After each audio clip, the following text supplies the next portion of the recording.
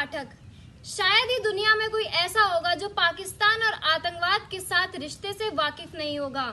एक नादान बच्चे की तरह पाकिस्तान हर बार आतंकवाद से अपना पलड़ा झाड़ देता है। कल संयुक्त राष्ट्र के 75वें सत्र में अपनी देश की समस्याओं से अनजान पाकिस्तान के प्रधानमंत्री इमरान खान ने भारत के आंतरिक मामले और जम्मू कश्मीर के मुद्दे को प्राथमिकता दी।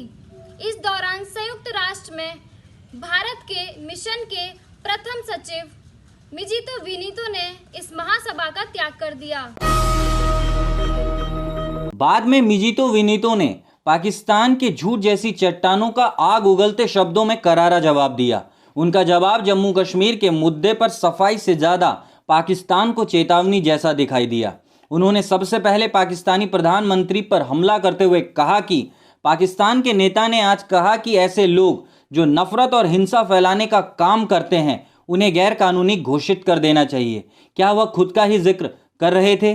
साथ ही उन्होंने इमरान खान के व्यक्तित्व पर सवाल खड़े करते हुए कहा कि आज महासभा में लगातार ऐसे व्यक्ति की बातों को सुना जिसके पास खुद की ओर से दिखाने के लिए कुछ नहीं है, जिसके पास कोई ऐसी उपलब्धि नहीं जिस पर वह बात कर सके, न ही उसके पास दुनिया को देने के लिए कोई सुझाव है।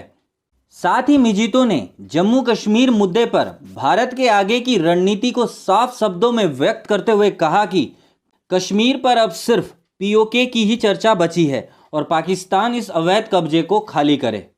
The leader of Pakistan today called for those who incite hate and violence to be outlawed. But as he went on, we were left wondering, was he referring to himself? This hall heard the incessant rant of someone who had nothing to show for himself, who had no achievements to speak of, and no reasonable suggestion to offer to the world. Instead, we saw lies, misinformation, warmongering, and malice spread through this assembly. The words used today at this great assembly by the leader of Pakistan demean the very essence of the United Nations. For a nation that is deeply buried in medievalism, it is understandable that the tenets of a modern civilized society, such as peace, dialogue, and diplomacy, are far-fetched. Allow me, Mr. President, to jog their minds a little about the stellar record of Pakistan. This is the country that brought genocide to South Asia 39 years back when it killed its own people. This is also the country that is shameless enough not to offer a sincere apology for the horrors it perpetrated even after so many years. This is the same country that provides pensions for dreaded and listed terrorists out of state funds. This is the same country that has the dubious distinction of hosting the largest number of terrorists proscribed by the United Nations.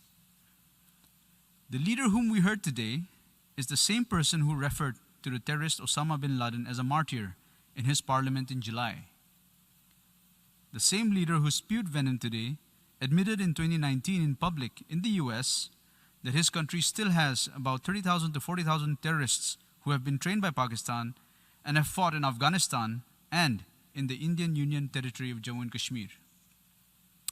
This is the country that has systematically cleansed its minorities, including Hindus, Christians, Sikhs, and others, through the abuse of its blasphemy laws and through forced religious conversions. For someone who professes to be a champion of Islam, this is also a country that has encouraged killing of fellow Muslims merely because they belong to a different sect or to a different region in Pakistan, and through sponsoring terrorist attacks against its neighbors. The only crowning glory that this country has to show to the world for the last 70 years is terrorism, ethnic cleansing, majoritarian fundamentalism, and clandestine nuclear trade. Mr. President, let me assert here loud and clear. The Union Territory of Jammu and Kashmir is an integral and inalienable part of India. The rules and legislations brought in the Union Territory of Jammu and Kashmir are strictly internal affairs of India. The only dispute left in Kashmir relates to that part of Kashmir that is still under illegal occupation of Pakistan. We call upon Pakistan to vacate all those areas that it is in illegal occupation of. What should rather be on the agenda of the United Nations is Pakistan's deep state and its unrelenting political and financial support to terrorist organizations and mercenaries which are a threat to global peace and security. The only way for Pakistan to become a normal country is to abjure its moral, financial and material support to terrorism, turn its attention to the problems faced by its own population, including its minorities, and stop misusing UN platforms to further its nefarious agenda.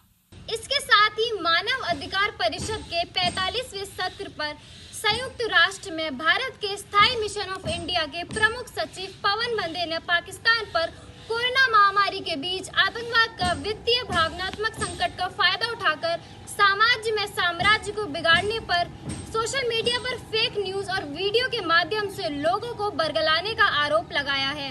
साथ ही उन्होंने कहा कि आतंकी अभिव्यक्ति की आजादी की आड़ में विकास को नुकसान पहुंचाते हैं, जो सभी राज्यों के लिए एक बहुत बड़ा खतरा बना हुआ है। भले ही पाकिस्तानी प्रधानमंत्री को अपने देश से ज़्यादा भारत के आंतरिक मामलों में ज़्यादा दिलचस्पी रहती हो, लेकिन पाकिस्तान की ह्यूमन राइट एक्टिविस्ट अनीला गुलजार ने पाकिस्तान में अल्पसंख्यकों के साथ हो रहे अत्याचारों की समस्या को पूरी दुनिया के सामने रखा। उन्होंने कहा कि पाकिस्तान में पिछले 73 सालों से अल्पसंख्यक पीड़ित हैं। पिछले कुछ वर्षों से कई ईसाइयों ने डर के कारण पाकिस्तान से पलायन करना शुरू कर दिया है। साथ ही गुलजार ने संयुक्त राष्ट्र से अनुरोध किया कि वे पाकिस्तान में अल्पसंख्यकों के अधिकारों में हस्तक्षेप करें और उनकी रक्षा करें। ईआन न्यूज़ नेटवर्क के लिए दिल्ली से आशीष के साथ पल्लवी पाठक की report. At the same time, we are observing malevolent attempts by terrorists to exploit the financial and emotional distress caused by the lockdowns to disturb the cohesiveness of societies. The increased presence of people online and on social media has been targeted by terrorists to disseminate misinformation through hate speeches, fake news and doctored videos. The intent has been to entice and establish links with vulnerable individuals and recruit them in their cadres. Terror groups have also exhorted supporters to target security forces and health workers. Another disturbing trend has been the collection of funds by proscribed terrorist outfits, ostensibly for undertaking charitable activities, but which in reality would be used to finance terror.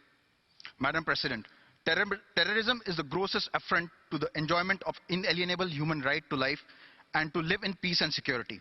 It possesses a serious threat to economic and social development, undermines democracy, and jeopardizes the rule of law.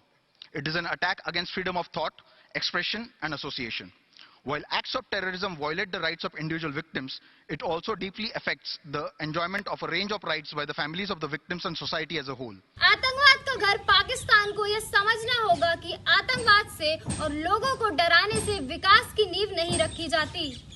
Bharat के आंतरिक मुद्दों की चिंता छोड़ विकास किस तरह किया जाता है, पाकिस्तान चाहे तो यह भारत से सीख सकता है।